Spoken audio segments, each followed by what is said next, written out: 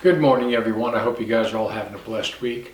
Well, as you can see, we're still in the house. We've been having about 2 weeks, we're going on 3 weeks of a heat wave that has been well over 100 degrees. Most days, I think we've gotten up to 114, and most days are like between 109 and 111, and you go outside and it's so hot it just takes your breath away. Poor Mr. Brody with all his hair, he doesn't even want to go outside and go to the bathroom. You gotta force him out the back door. He gets a breath of that hot air, he just wants to come inside and go back to sleep. But we're getting through it. So anyway, that's why we're recording in the house, because it's like an inferno out in the garage. So listen, I want to talk to you today about choices. Do you know that on a normal day in 2024, right here in America, the average person makes 35,000 choices a day. That's like tenfold what they made 100 years ago. We are constantly bombarded with things around us where we have to make choices. But 35,000 choices a day, no wonder I'm always brain tired.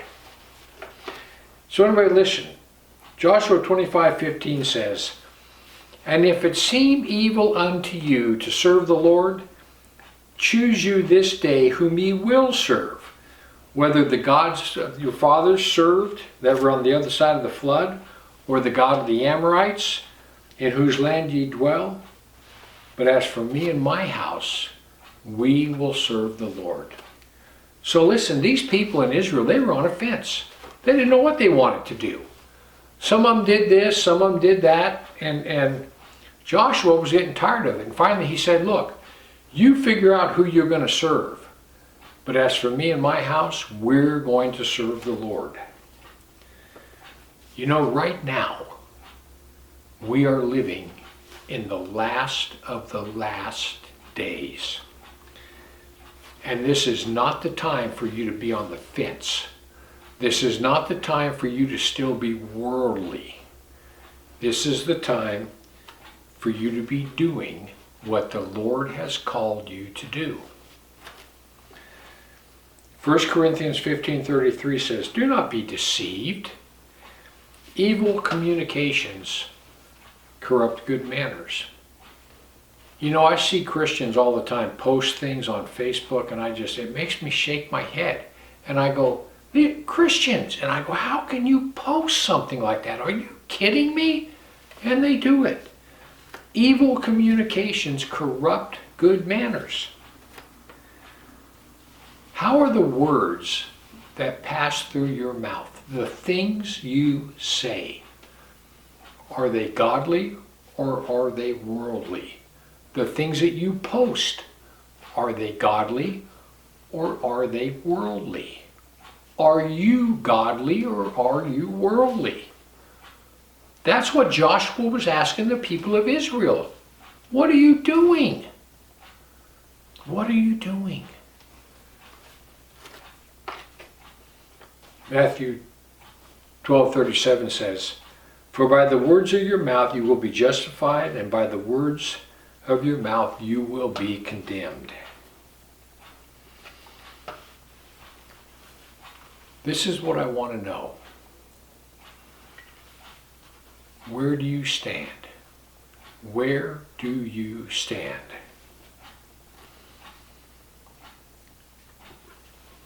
First Peter 3:15. Peter asks us, just like Joshua asked the children of Israel, Peter asks us, "Sanctify the Lord God in your hearts, and be ready always to give an answer to every man that asks you of the reason of the hope that is within you, with meekness and fear."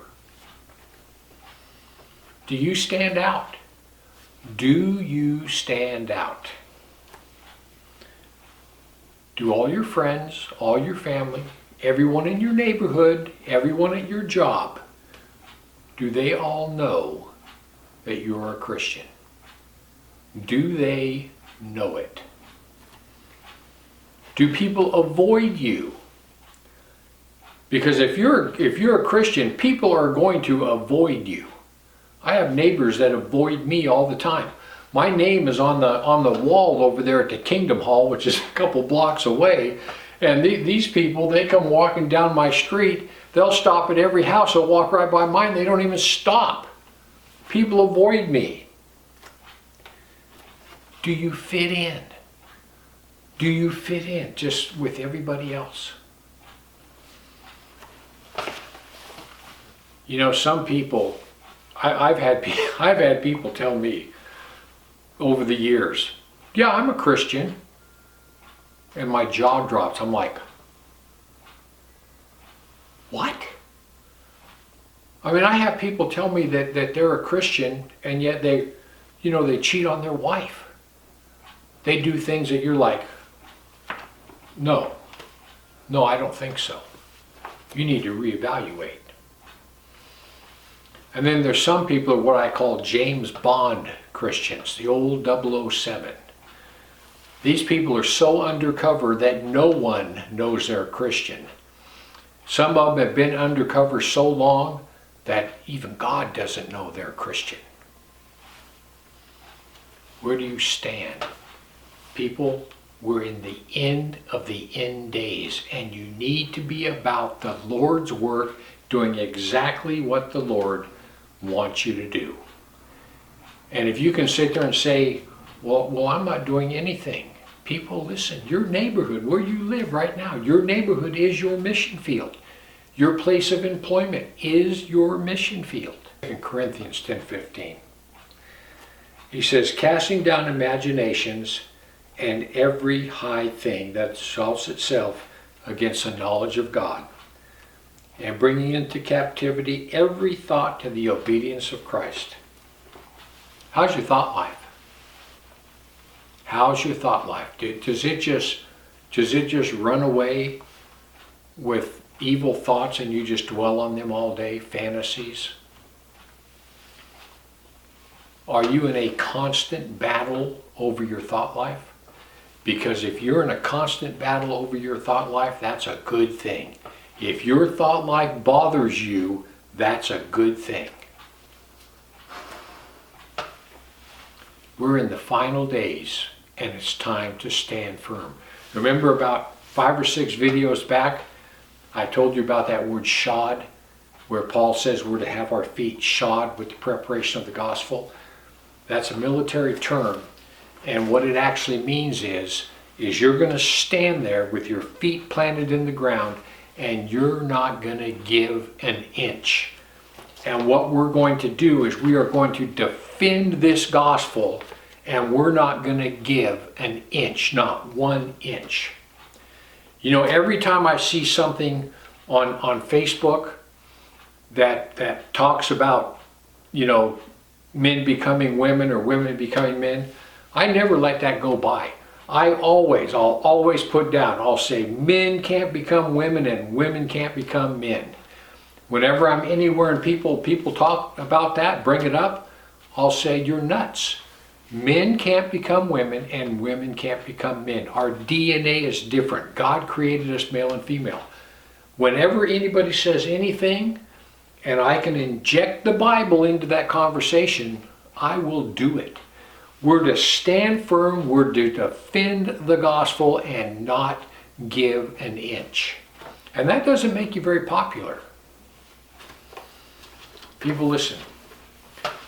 We are living in the last of the last days. This is not the time to give an inch. This is the time to stand firm and proclaim the gospel. Because that's what we're called to do. Anyway, I hope you guys have a blessed day. Just remember, heaven or hell, you get to choose. But just remember, once you take your last breath,